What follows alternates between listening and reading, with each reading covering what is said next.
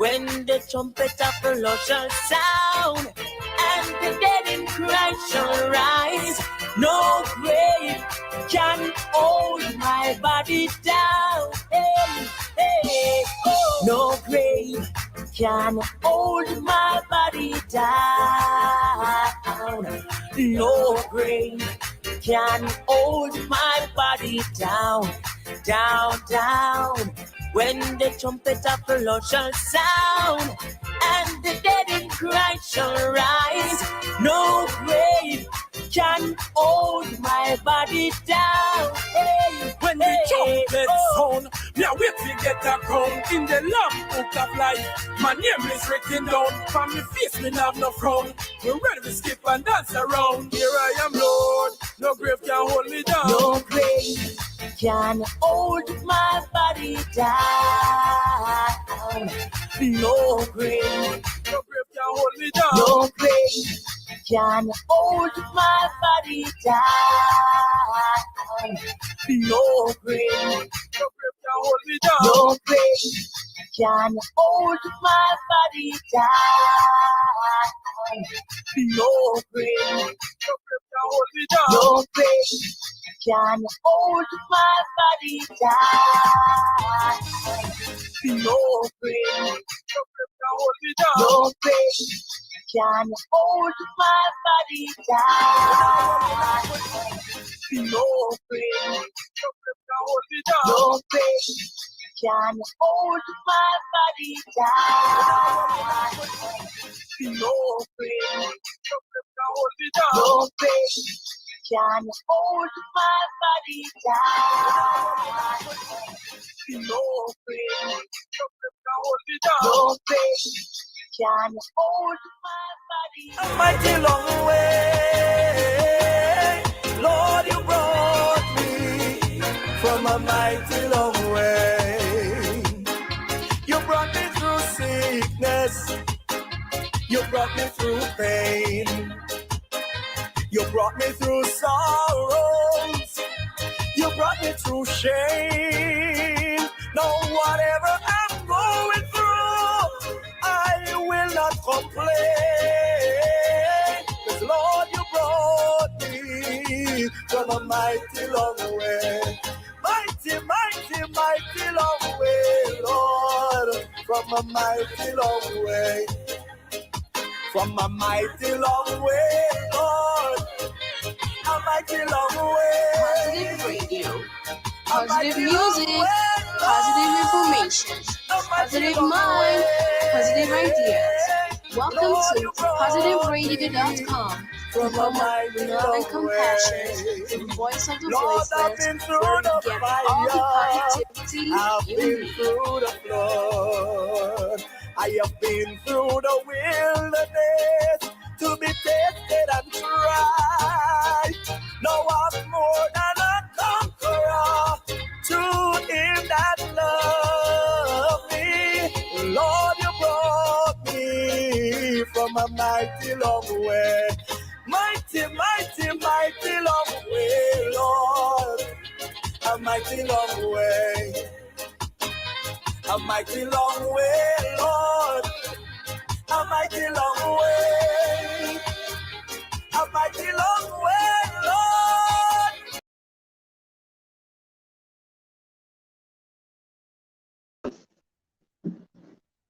Guys, can you hear me? Christina, hey guys. I think the mics might be cut off. Can you hear me? Okay, got it. Welcome back, Jose. Welcome back. How are you guys? Good, good, good. Just give me a moment. Oh, okay. 1 minute to go. 1 minute, 1 minute, 1 minute till live. Okay. How you been? How was everything? Good, good. Thank God. Good. All right. How was Thanksgiving? Oh, it's great. Spent home, rested, eat. That's Nice. it. Nice. Yeah, pretty much the same. Spent it with family and stuff, so it was good. Right. Okay. All right. We're going to go live now. So, right. Ready? Yeah, let's go. Right. So, welcome everybody to our Mortgage 101 and Financial Literacy Show. Our, our host is Jose Velasquez and myself, Christine Gallimore Wright. Okay.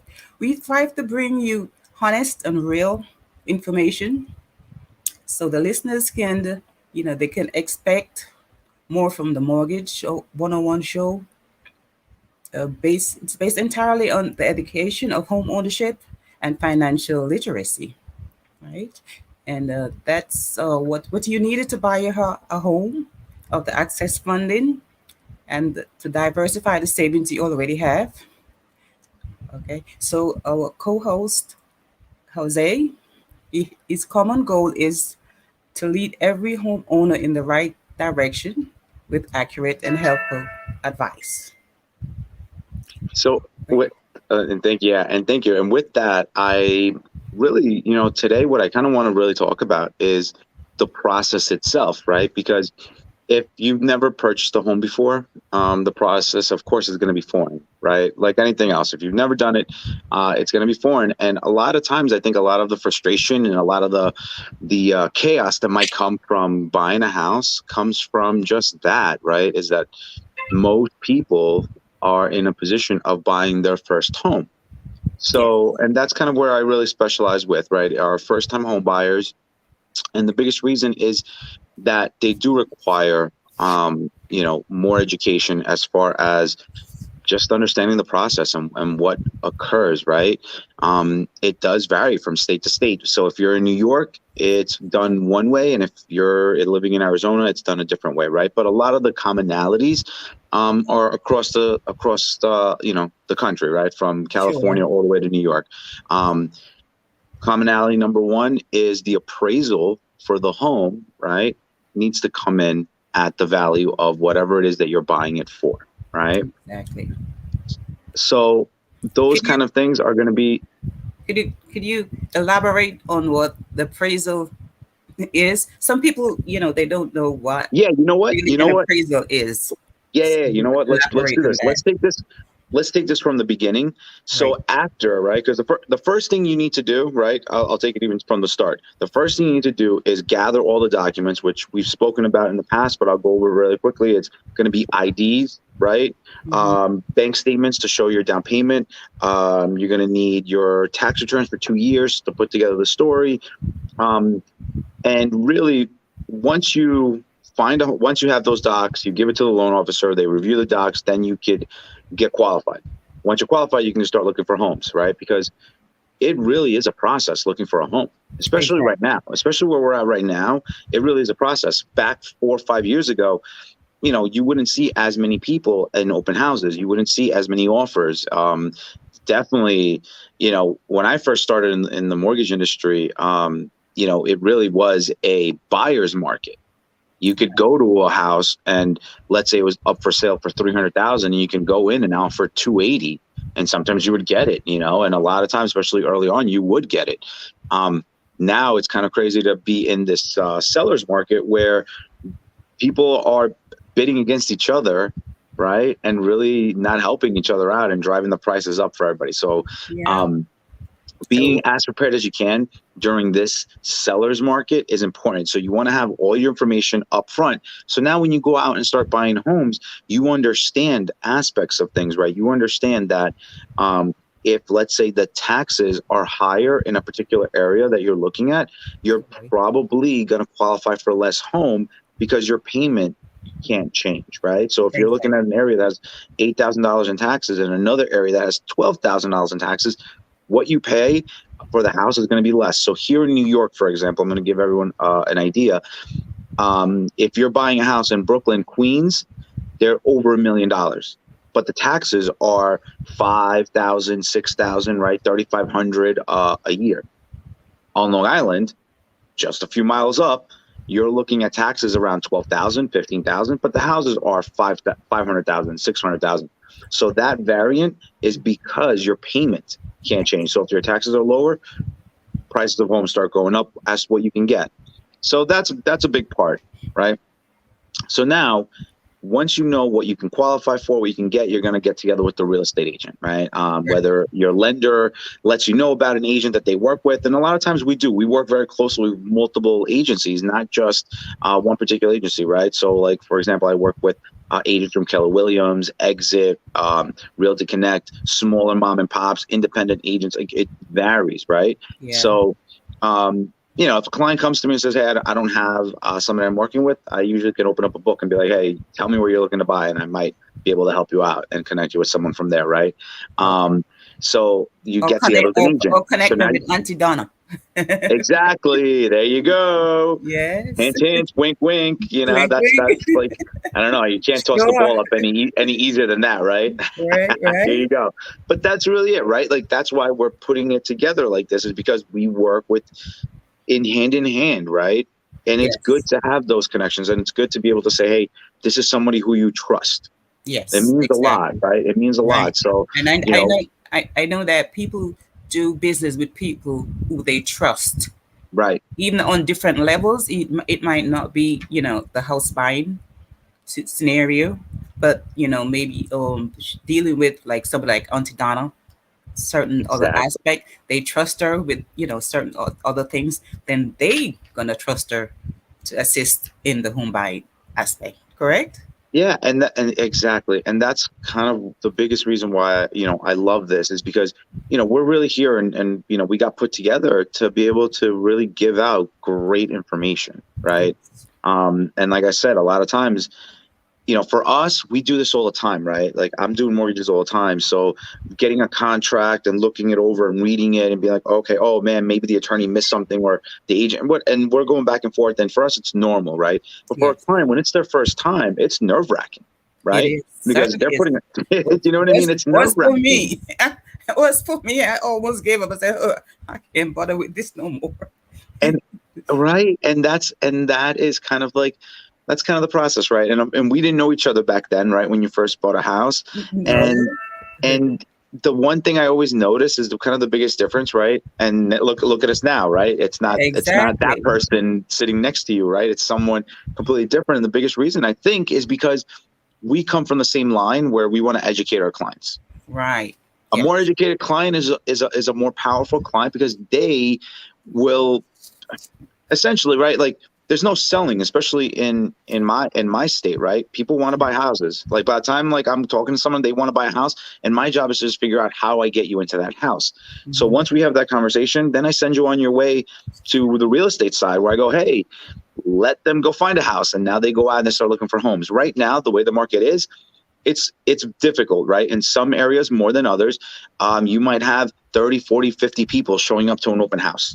And Wow. then from those 30, 40, 50 people, you can imagine how many are putting offers in on those homes. Yeah. Um, people are buying houses virtually now more than ever before. That never used to really happen when I first started in this game. So a lot has changed, and the real estate agent will really guide you through that, right? So on my end, what I do is I'm the money guy, right? I find the money and say, hey, you can buy. So now the real estate agent will help you find the best area and all that jazz, right? And they'll kind of be able to tell you, about the home and whatever area you're looking to buy. And like I said, it's different, and it varies from New York and let's say Arizona, for example. Yeah. Yeah. So it's important to Yeah. work with. Mhm. Yes.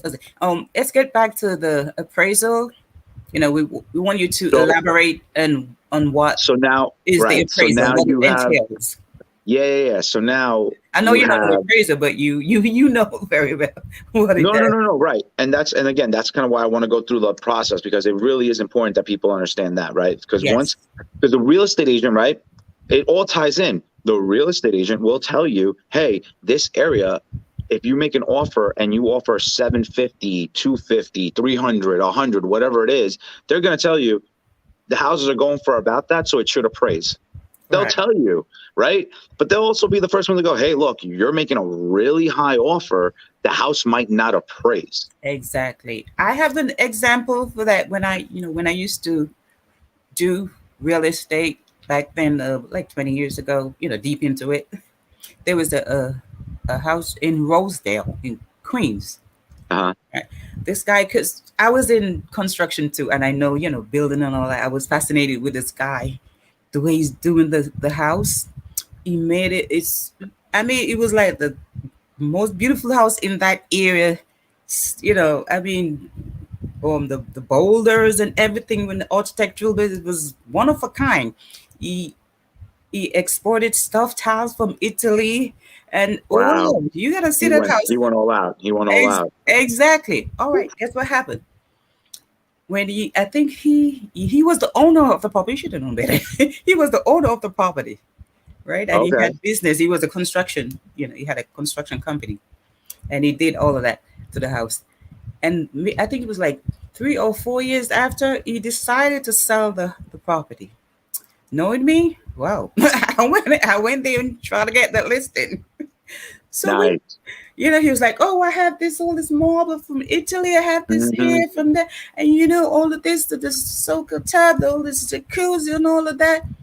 And I'm like, "Okay, it's a one family home, and you want like maybe at that time maybe $800,000. You're talking about 15 years ago, $800,000 because he put all those things inside there."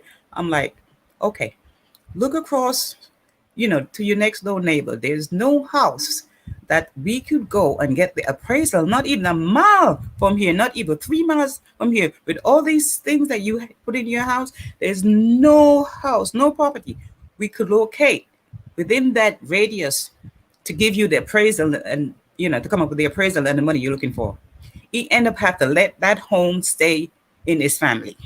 I don't even think they even sold it up to now. Yeah, because You he know. couldn't get what he Yeah. was asking. So And that's a no, lesson learned. exactly. And that's why, again, that's why it's important when you're talking to the realtor. I Yeah, think people don't really understand that is that the realtor's there to help you out. And they're going to tell you, look, your house, if you're selling the home, right? The listing agent, their job should be to tell you, look, like realistically, you could probably sell it for this, but what you're asking for, it's just ridiculous. Like, you exactly. know, and this is why it's ridiculous for people out there that aren't in real estate. What happens is this: the way that the appraisals look at homes is they go within a certain radius, right? And it varies Yeah. depending on area, but let's just say a 1 mile radius from where the house that you're looking to buy is. What they do is they take that radius and they look at all the houses that sold that were similar to your house. So if it has 3 bedrooms, the other houses had 3 bedrooms, 2 baths, blah, blah, blah. They match it up as best as they can. They usually get about 3, 4, 5 comps from the homes that sold in the recent area. So if a home similar to yours, you're selling yours for 300,000 and the closest one to you sold for 200,000, that's Hmm. $100,000 gap.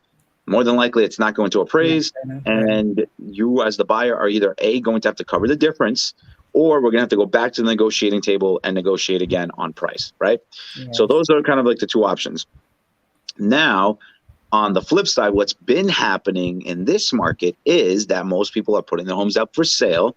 Let's say they put it out for 300,000. 6 months later, that same house is worth 360 Mm. because people in the surrounding area started buying houses because now your house sold for 320, the next one sold for 340, 360, and they keep increasing the price.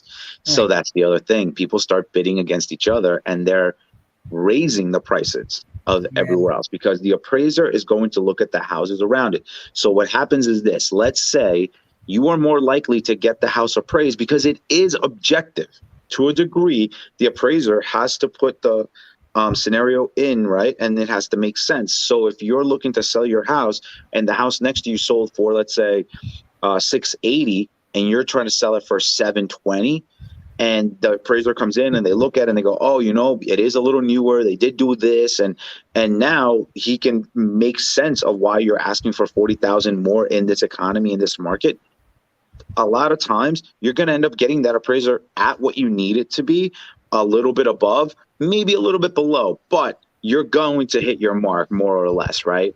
And that's kind of the world that we're in right now, right? Mhm. So sorry, to kind of take it back. You sit down with the real estate agent, you find your dream home, whether that takes you 1 month, 6 months, a year, or a few years. I've had clients do it all because it does. Life happens, right? Life happens more so now with this pandemic. Clients lost jobs, lost loved ones, and everything else in between, right? So because of that, it can take a few months, a few weeks for you to find a home, or it could even take years, whichever one it is. The point is that we will be here to guide you. Things will change. We'll always need updated information, right? Pay stubs, bank statements, blah, blah, blah, blah. But really, if things change, because what happens is prices of homes might go up, they might go down. Interest rates might go up, they might go down. All those changes, we're there as the professionals to help guide you and answer questions as those times come, and how any changes will affect you, right? Yeah.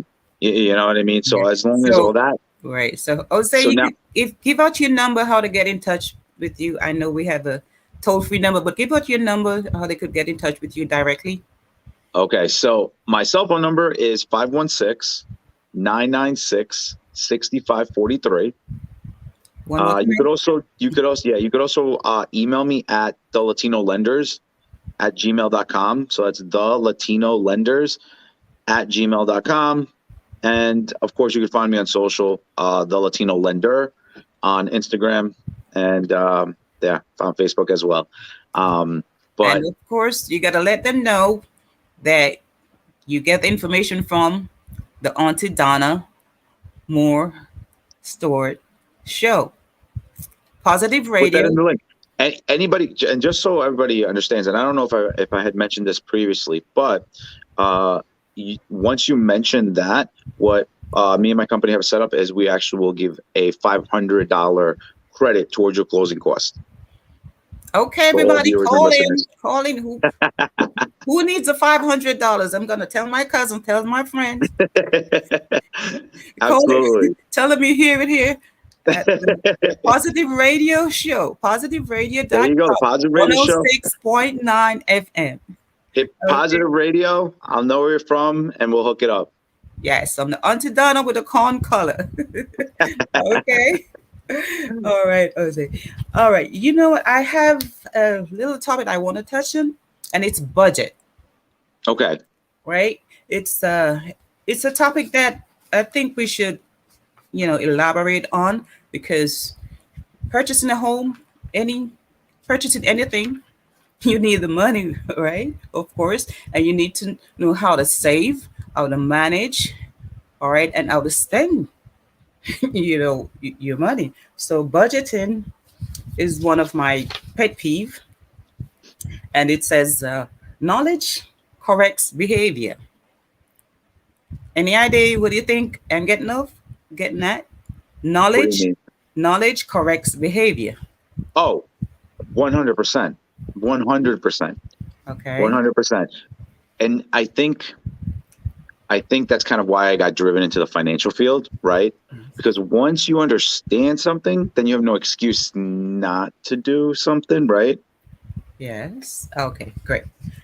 All right. So I have a budget, scenario, which some people do follow, but I think it's the simplest form right now.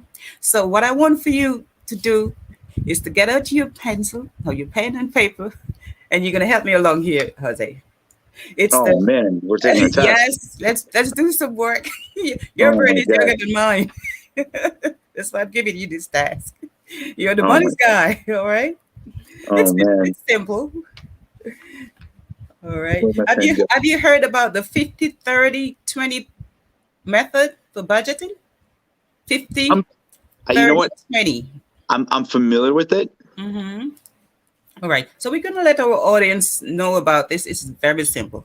You don't need no Excel files.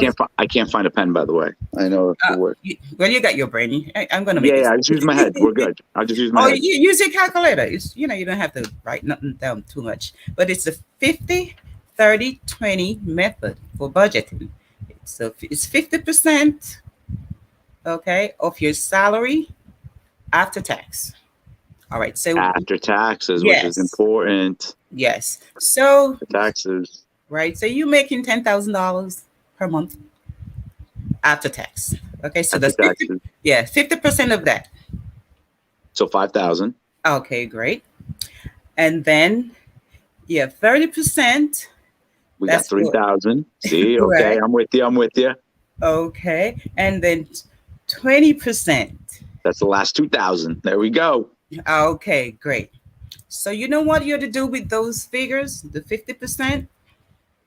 We ought to use it for things like the utilities, the groceries, your medication, and your payments for debt payments, all the essential spending. That's for the 50% out of your $10,000, right? So that $5,000, you're gonna use it for all of those. Those are the major essential bills.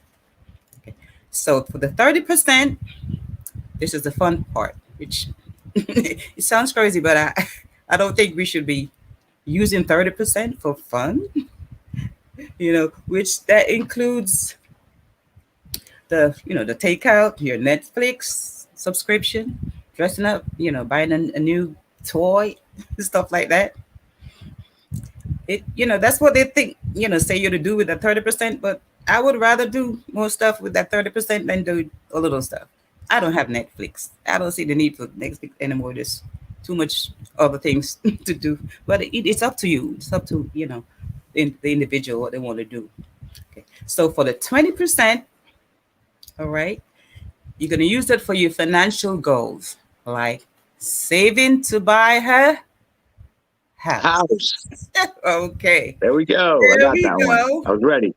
All right. So that's where we use what we use the 20% for. So that's my that's the scenario for using the 50-30 budget. It can work if you're very what do you call it? If you want to stick to it and you have the I think you know what. Yeah, I think those kinds of principles towards savings, right, where you go 50% to this, you allocate 30% here, or you put, right, like you put this money's going to go towards this money's going to go towards that money's going to go here. I think a lot of times, look, let's face it, people buy things that they really shouldn't be buying, right? Exactly.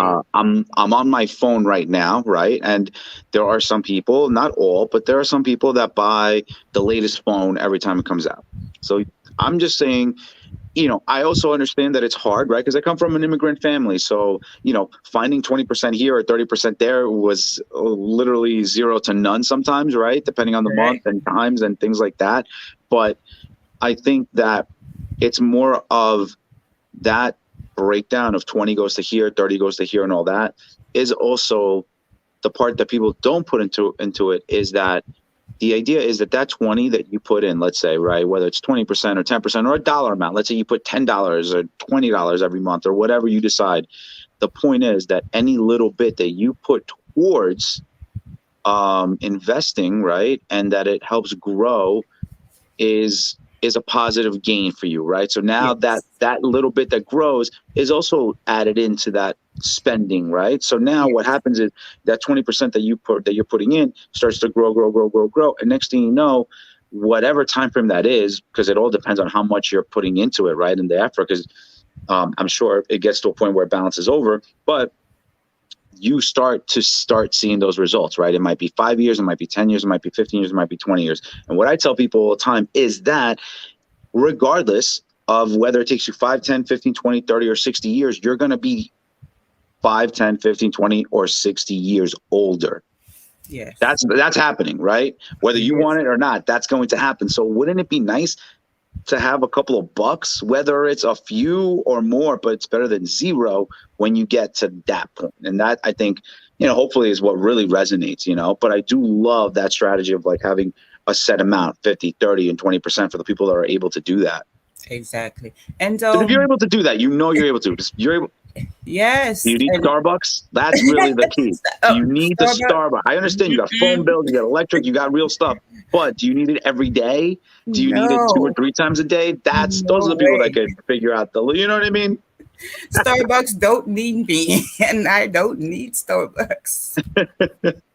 And I love Starbucks. And listen, I get Starbucks and I love it. And it's, like I honestly, as one of the companies, it's a great company. My wife actually used to work for them. And that was, a great experience and a good company and everything else. But damn, man, their lattes are like $10. You know what I mean?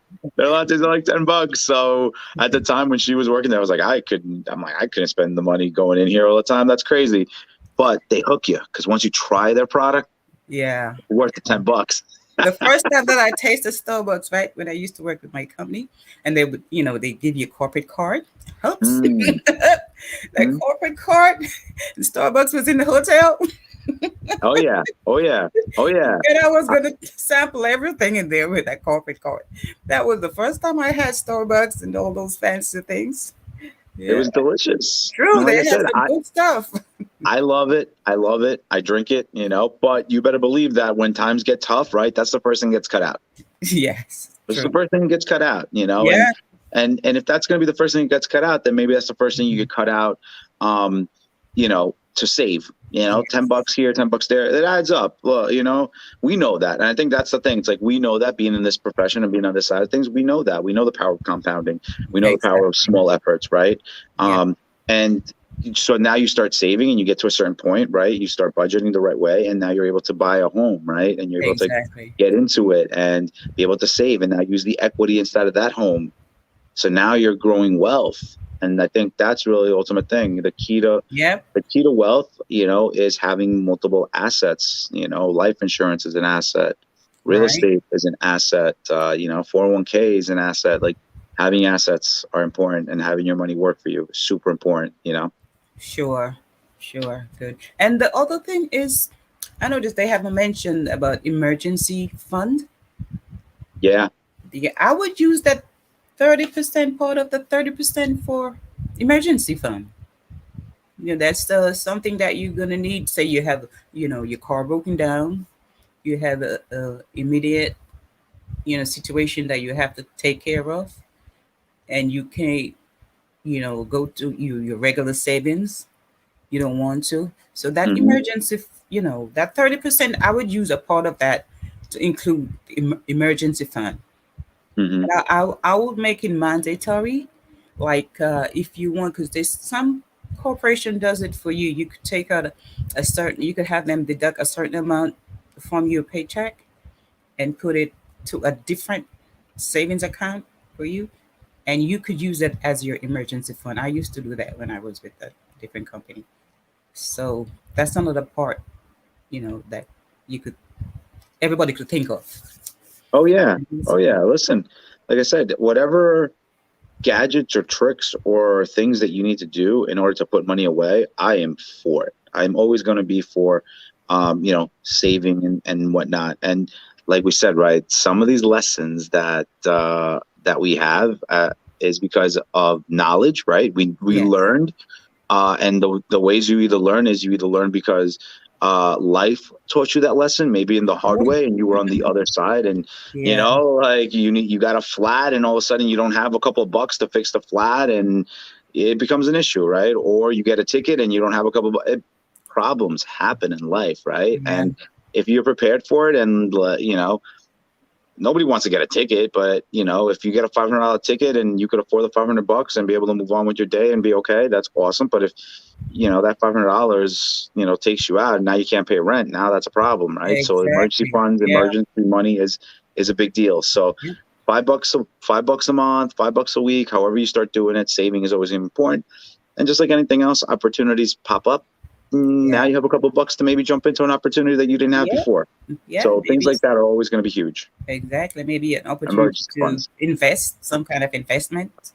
Yeah. To diversify anything. your portfolio. Hmm. Right. Something like whatever it is, you know what I mean? Like opportunities come to the ones that are ready and prepared for it, and you're only going to be prepared to invest if you put money aside to invest, and you're going to Sure. be prepared to buy something if you have money to buy it. So save, put a little bit away, however difficult it is. And the key, I think, what's funny, I don't think people really have a problem saving as much as people will have a problem spending. Because I think, like, once they start putting money Yes. away, right, and now all of a True. sudden it's in there, and you look and you go, "Oh man, I had $500." All of a sudden, the hottest something comes out, and you go and you spend it, right? Or some life might even happen, and you have to spend it. Yeah. So whether it's an emergency in real life or because you want to buy the hottest thing, spending happens, and that's why, like, you got to get past a certain threshold of saving, and once you kind of hit that, then it kind of leads to the next, to the next, to the next thing. But Yes. starting is the Is key. the key. Starting's the key. Exactly. Exactly. What else you got? All right. So the other topic was Corrected behavior alters the future. Say that again? Corrected behavior alters the future. It's a follow up to the other topic, which knowledge corrects behavior. Now, corrected behavior alters the future. Get That's me? interesting. That's an Yeah. interesting thing. Yes. You want to say what you think of it? Corrected I, you know, behavior I alters never, the future. you know what? I personally, that one for me hits a little rough because I'm like, look, I'm listening to, I'm like, corrected behavior just Alters sounds, the future. yeah, like corrected behavior just sounds harsh to me. But I get what they're trying to say. Like once you kind of realize something, you correct it, you set course, and you should go in that trajectory, right? But I hope so. if we understand behavior, right? But that's the thing. Like if we understand behavior, people have a tendency to do something else, right? Because Yeah. I think there's a ton of information that says, hey, you should save. Hey, don't do this. You should do that, right? Don't drink and drive. People still drink and drive. Don't smoke. People still smoke. Don't do this. Save for that. We know it, Yeah. But yes, right? a lot of People people might, right. But here's don't the thing. So do you what they think corrected they know behavior, they should do. right? Yeah. But now we go corrected behavior alters, right? Like, I don't think it will because you have people who smoke, try to quit, go back to smoking. Right? Hey, I'm not going to do XYZ in the next relationship I'm in. I'm going to be better. And then you still do what you did before. Right? So I think it goes deeper than that because in order to correct your behavior, you need to find the pathway as to why you want to correct that behavior. Okay. So once you have a reason to correct your behavior, you'll correct your behavior. But until you have a reason to correct it and a strong enough reason that you can't come up with something in your head that could break it, right? It's got to be such a reason that you're going to do that because there's no alternative. That is when that behavior gets corrected. I don't like that term, corrected, but I think All that's right. like, Let me give you a scenario. This will be funny.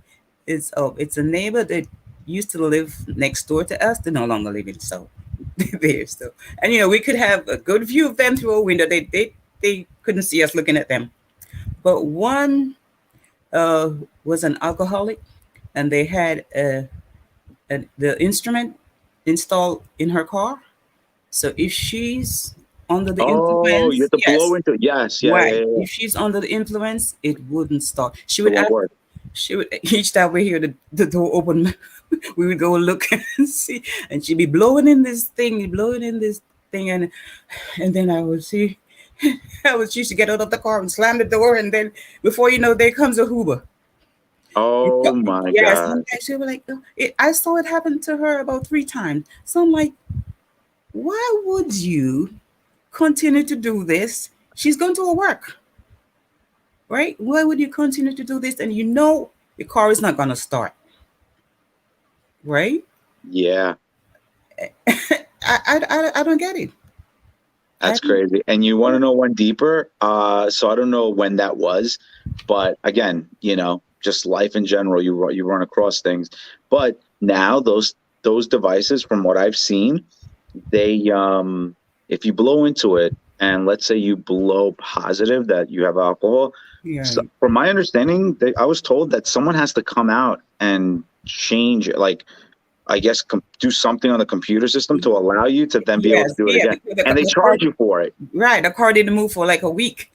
They charge you for it. So like you said, right, you would think you would learn, Yeah.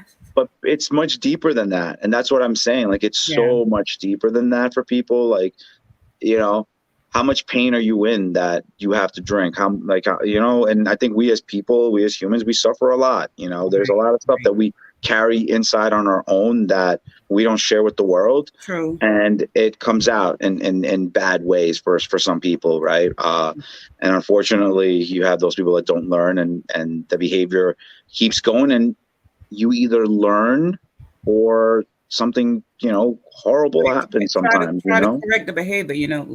I pray that they could get the strength to correct their behavior.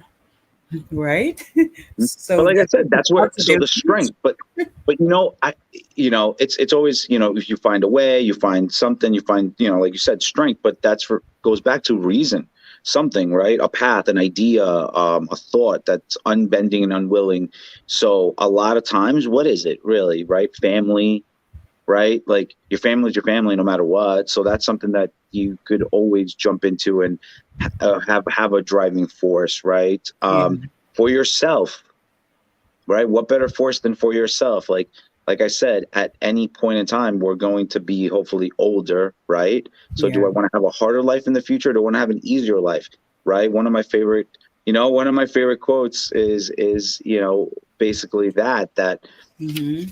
you could either work hard early in life, right? Or you work hard later in life. But at Yeah. some point in time, it's going to be hard. It's Yes. just going to be hard, right? And I don't think people really conceptualize that, because you could be doing the same job, right? Where when you're young, it feels easy, you're making good money, but now you're older and that job that you've been doing is a lot harder. You're Exactly. still making good money, but True. it's harder on your body, or it's harder on your mind, or it's whatever it is, right? Or now you don't have time to be with family or friends because you put yourself in a position where you're tied to that job and you can't leave that job, or whatever it is, right? Sure. So a lot of it for me has to do with that. You either figure it out early and you work hard and you bust your butt, you get the knowledge. That's really the biggest key, because that Okay. way you can't say you don't know. You got to get the knowledge. You put Yes. the knowledge into practice, you put the practice moving forward, and everything has to be practical. You know, True. not these high hopes, not these high. We're not coming here saying, "Hey, you're going to jump into real estate. I'm going to show you how to flip houses, how to get hard money, do this. You become a millionaire." It's like, no, it's like you need to have the first foundations. You need to learn how to use money properly, how to save, have the right mindset. What's your real reason? What's your why? Once you figure out those things, then you'll have the power and the ability, hopefully, to be able to save and do all And the get things that onto we're a better talking about. future. Yes. So give us your number again, Jose, and how All right. listeners will get So in touch with you. direct cell phone number 516 Yes. 996 6543. You can reach me at the Latino Lenders at gmail.com, on IG at the Latino Lender. And yeah, It's obviously make sure, the Latino, Latino lenders, Latino, Latino, yep, lenders.com. lenders.com. Yeah. Okay, great, We could put it in the description. I know. great. And Um, let them know that they call in from the information that they heard on positiveradio.com, 106.9 FM with Auntie Donna, Moore Stewart with the con color. Okay. But yeah, All just make right. sure. Yeah, exactly. Positive radio. If you just throw that in there. That's it. Like I Exactly. said, Positive 500 radio, bucks towards the closing cost. And $500 that's basically, listeners. Come yeah, on. $500. 500 bucks towards the closing. That's basically like getting the appraisal for free at that point. Out here in New York, that's what they cost. It's about 500 bucks. So, Right. Or a we just try TV. to, Or yeah, so we just maybe a try to give up. 50-inch TV, 60-inch TV that could purchase now, maybe. What? $500. Could I purchase a TV? You could Right? don't purchase anything before you close the house. I cannot emphasize that enough. That happens so often. People will go. I had a client one time buy furniture Oh, literally a couple of days before the closing. Don't do that. Well, that could kill your deal. That will almost 90% of the time that will kill your deal. That lucky 10 is because we did the right thing. We gave ourselves some room, and just in case crazy stuff happens, because we've seen it happen so many times. right. But a lot of clients try to push that envelope. Real quick, guys, you go into the real estate transaction, you get into contract, you get an inspection done. Just like anything else, you get the inspection done, the appraisal gets done, your loan gets submitted. If everything that you have provided is right and true, then the only thing we wait on at that point on the banking side is that the title comes back clean, the appraisal comes back, right? Hopefully costing what it costs. And that's really as simple as it should be, right? The process itself it gets to be a little crazy when there is crazy involved. So if you're a business owner, there's crazy involved. More than likely, you have cash transactions, maybe you have checks, maybe you don't.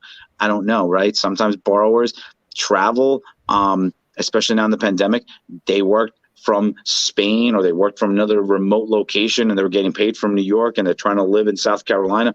It gets nutty. So we just got to make sense of all the information we put in on the bank end. And as long as it makes sense, guys, we're able to do it. And if it doesn't make sense, then we put it together the right way so it makes sense, whether it's 6 months from now, a year from now, or whatever. We structure it the right way.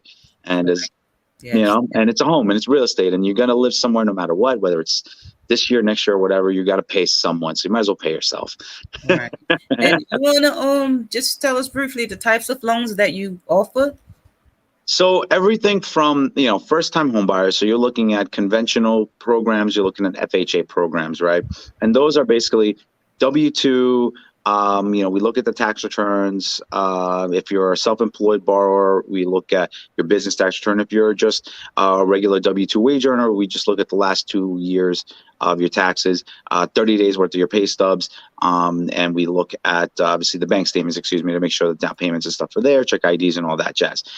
Now, we do have what are called non-QM programs.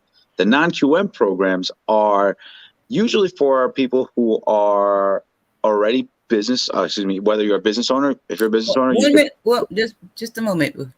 That's a new term there. Non-QM. What is that? So non-QM, what non-QM means is non-qualified mortgage. A qualified mortgage, a qualified mortgage is a government-backed mortgage. Whether it's conventional or FHA, it's government-backed, right?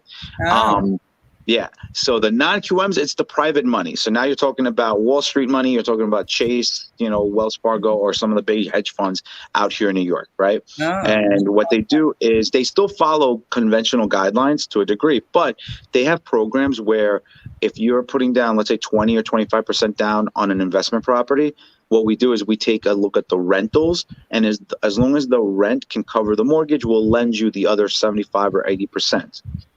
It's just based off of the rent. Yeah, so it's an awesome program for people who have that money to be able to put down. Not everybody has 20, 30, 40%.